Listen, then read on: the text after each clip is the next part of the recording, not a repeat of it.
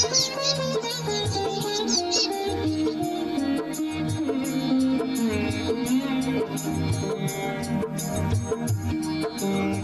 गांव में गुंजा और सत्येंद्र रहते थे, जिनकी शादी के 10 साल बाद एक पुत्र जन्मा था। उसका नाम उन्होंने चंदन रखा था। चंदन अब 5 साल का हो गया था। उसमें एक अद्भुत शक्ति थी, लेकिन ये बात उसको या उसके माता पिता को नहीं पता थी। फिर एक दिन, बेटा तुम घर पर ही रुको, हम दोनों कुछ काम से शहर जा रहे हैं, जल्दी वापस आ जाएंगे। हाँ बेटा, कोई शैतानी ना करना, हम जल्दी आ जाएंगे। नहीं पिताजी, आप दोनों कहीं मत जाइए। मैं जानता हूँ आप लोग जाएंगे तो फिर वापस नहीं आएंगे। बेटा तुम ये क्या पागलों जैसी बातें कर रहे हो? हम बोल रहे हैं ना हम जल्दी वापस आ जाएंगे, और तुम्हें साथ नहीं ले जा सकते क्योंकि वहाँ बहुत भीड़ होती है बेटा, तुम परेशान हो जाओगे। नहीं पिताजी, आप दोनों कहीं मत जाइए। चंदन को छोड़कर दोनों काम के लिए निकल जाते हैं। रास्ते में उन दोनों का एक्सीडेंट हो जाता है और उनकी मृत्यु हो जाती है। फिर गांव वाले उनकी लाश को उनके घर ले आते हैं और अंतिम संस्कार करते हैं।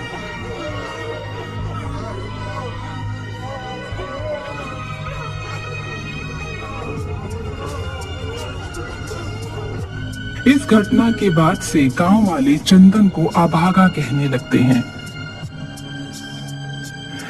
अरे ये तो अभागा है, अपने माँ बाप को खा गया ये तो।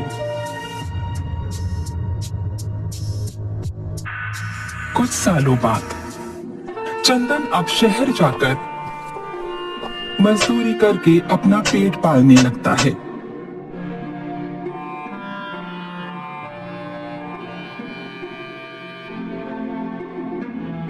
फिर एक दिन एक राशन की दुकान पर एक रोहित नाम का लड़का आता है। वो बहुत भूखा था, इसलिए वो वहां से एक बिस्किट का पैकेट चुरा लेता है और उसे ये करते हुए उस दुकान का मालिक देख लेता है। ए लड़के, तूने क्या चुराया? दिखा अपना हाथ। यहाँ चोरी करने आया है? दिखा दिखा मुझे, दिखा। नहीं साहब, मैंने कुछ नहीं चुराया। मैंने तुझे देखा है चोरी करते हुए, अब झूठ बोलता है। वही खड़ा चंदन ये सब देख रहा था और उसे पहले से पता था कि क्या होने वाला है, क्योंकि चंदन को होने वाली कोई भी घटना पहले ही पता चल जाती थी। इधर रोहित ने जो बिस्किट चुराया था उसे रोहित ने गायब कर दिया था, इसलिए दुकानदार उसे पकड़ नहीं पाता। हो गई आपकी तसल्ली? मैंने कहा था ना मैंने कुछ नहीं चुराया। लेकिन मैंने देखा था, ऐसा भला कैसे हो सकता है? जादूगर है क्या तू? अरे साहब, क्या आप भी कल रात की चढ़ाई हुई दारू अब तक उतरी नहीं है? कुछ भी बोले जा रहे हो। क्या मैंने तो कल शाम पी ही नहीं थी। और वो वहाँ से चला जाता है। ये सब देखने के बाद चंदन उस लड़के का पीछा करता है और उससे जाकर बात करता है।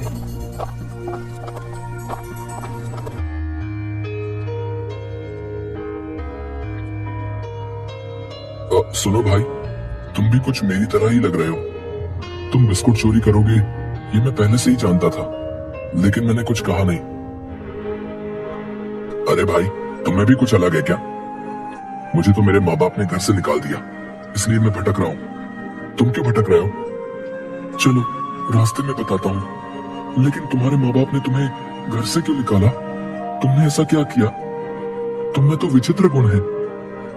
भाई, मेरे माता पिता और गांव वाले जो चीज मुझे नहीं देते थे वो चीज मैं गायब कर देता था, जिससे परेशान होकर उन्होंने मुझे घर से निकाल दिया।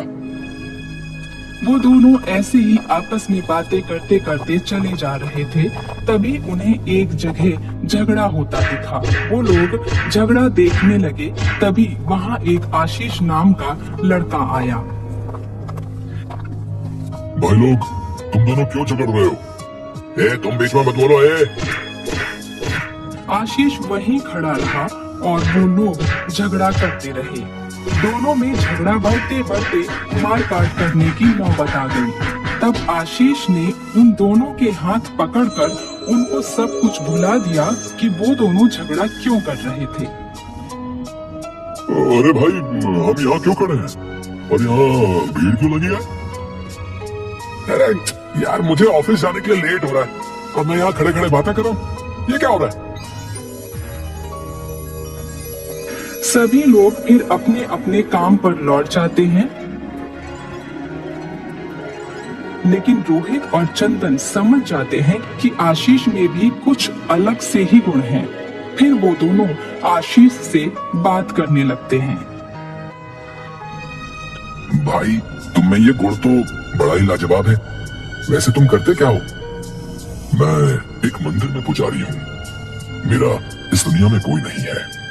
मुझे कोई मंदिर में छोड़ गया था, तब से मैं मंदिर में ही रहता हूँ। वाह भाई, ये तो बड़े ही उत्साह की बात है जो हम तीनों अलग अलग गुण वाले एक साथ मिल गए।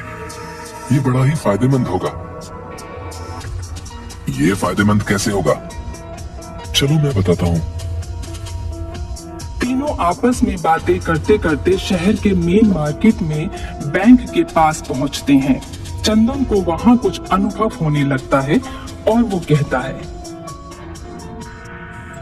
भाई, बैंक के अंदर चलो, मुझे कुछ बताना है बैंक वालों को। तुम क्या बोल रहे हो? हम अंदर जाकर क्या करेंगे? चलो, हम कहीं और चलते हैं। हाँ भाई, क्या तुम्हें पैसे निकालने हैं जो बैंक में जा रहे हो?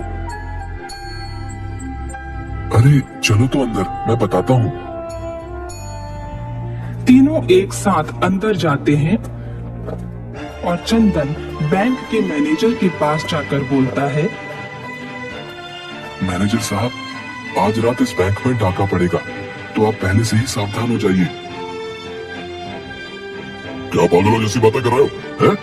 तुमने मुझे पागल समझ रखा है क्या कि तुम कुछ भी कहोगे और मैं मान जाऊंगा? मुझे तो तुम ही लोग डकैत लग रहे हो। चलो निकलो यहाँ से। साहब, मैं सही कह रहा हूँ, मेरी बात मान जाओ, नहीं तो आपको बहुत नुकसान सहना पड़ेगा। चंदन के इतना कहने पर भी मैनेजर उनकी एक बात नहीं मानता और उन तीनों को बैंक से बाहर निकाल देता है। भाई, मैंने तुम्हें मना किया था ना कि इन्हें कुछ मत समझाओ। ये लोग हमें पागल और बिगड़ैल समझते हैं, हमारे गुण को नहीं समझते। तुमने सही कहा। ये हमारी बात मानेंगे तो सही, लेकिन अभी नहीं, डाका पड़ने के बाद। पर हम ऐसा नहीं होने दे सकते। हमें अपने देश को घाटा होने से बचाना होगा, क्योंकि इन्हीं बैंकों में कई गरीब परिवारों की जिंदगी भर की जमा पूंजी है। ठीक है भाई। रात के 12 बज जाते हैं। सभी दुकानें, बैंक और बाकी सब कुछ बंद हो जाता है और रास्ते सुनसान हो जाते हैं। तभी एक गाड़ी में डकैत आते हैं। वो बैंक के सिक्योरिटी गार्ड को मार पीट कर उससे बंदूक ले लेते हैं और दरवाजा तोड़कर अंदर घुस जाते हैं। उनके अंदर जाने के बाद सिक्योरिटी गार्ड पुलिस को फोन कर देता है और पुलिस वहां आ जाती है, पर पुलिस उन डकैतों का कुछ नहीं कर पाती। ये खबर बैंक के अधिकारियों तक पहुंचती है, तो वो भी वहां इकट्ठा होते हैं और तभी ये तीनों भी वहां पहुंचते हैं। देखा साहब, मैंने सही कहा था, लेकिन आपने मेरी बात पर विश्वास नहीं किया। अरे भाई, मुझे माफ कर दो और अब कुछ करके बैंक लूटने से बचा लो। हाँ साहब, हम लोग इसीलिए यहाँ रुके थे। आपके कहे बिना भी हम जनता के बैंक को लूटने नहीं देंगे। चलो भाई, हम अपना कर्तव्य निभाते हैं।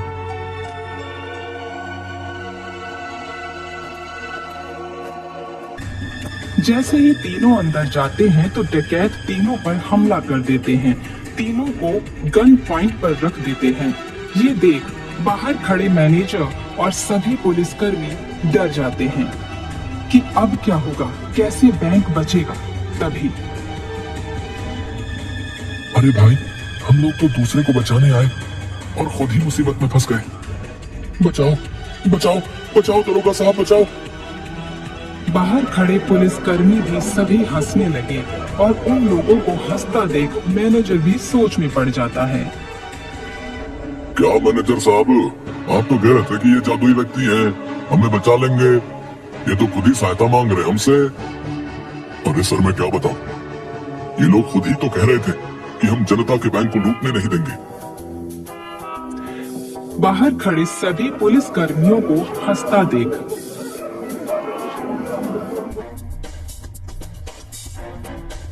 अरे आशीष, तो अपना जादू दिखा, नहीं तो हम बच नहीं पाएंगे। भाई मैं दूर हूँ, मैं नहीं कर सकता हूँ, तो अपनी शक्तियों का इस्तेमाल कर। आशीष के बोलते ही रोहित जैसे अपनी शक्तियों का इस्तेमाल करता है तो सामने गन पॉइंट पर खड़ा चंदन और आशीष ही गायब हो जाते हैं। ये देख डाकू के सरदार, अरे ये कहाँ गायब हो गए हैं? अरे भाई, यहाँ क्या जादू जादू खेल रहे हो हैं? कमाल के जादूगर हो, हमारे गिरोह में आ जाओ, खूब नाम कमाओगे। हाँ, बहुत आगे जाओगे तुम। अरे नहीं नहीं भाई, मुझे अपने साथ ना ले जाओ। ये सब देख पुलिसकर्मी और मैनेजर भी हंसते हैं और सोच में पड़ जाते हैं कि अब क्या होगा। तभी चंदन और आशीष अदृश्य हुए रोहित को बोलते हैं, अरे भाई, तूने क्या किया? हमें ही गायब कर दिया, हमें फिर से सही करो। जैसे ही डकैत लोग बैंक लूट कर सारे पैसे ले जाते हैं और साथ में रोहित को भी, तभी आशीष अदृश्य हुआ उनके पास उन्हें पकड़ उन्हें भुला देता है कि वो वहां क्यों आए थे और सोच में पड़ जाते हैं। अरे चंदू, हम यहाँ क्या कर रहे हैं और इस लड़के को क्यों पकड़ के ले जा रहे हो भाई? अरे सरदार, पूरा सर चकरा रहा है, जैसे ज्यादा चढ़ा ली हो। अरे पुलिस वाले भी हैं यहाँ तो।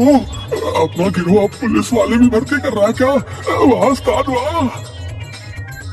ये देख सभी हैरान रहते हैं। तभी रोहित अपना शक्तियों का इस्तेमाल कर चंदन और आशीष को वापस लाता है और फिर चंदन सबकी बंदूकें गायब कर देता है। फिर सभी पुलिसकर्मी डकैतों को पकड़ लेते हैं। साहब, आप लोग हमें क्यों पकड़ रहे हैं? हमने क्या किया है और हम लोग यहाँ क्यों आए थे? चलो चलो, तुम्हें थाने में सारी बात बताते हैं। चलो भाई। आप तीनों का बहुत बहुत धन्यवाद कि आप लोगों ने इस बैंक को लुटने से बचाया। हम आप लोगों को वीरता अवार्ड जरूर दिलाएंगे और सरकारी नौकरी भी। इंस्पेक्टर ऐसा कहकर डकैतों को पकड़ ले जाता है और सरकार से सिफारिश कर उन तीनों को वीरता अवार्ड दिलवाता है। फिर ऐसे ही वो तीनों हमेशा सरकार और देश की सेवा करने लगते हैं और खुशी खुशी रहने लगते हैं।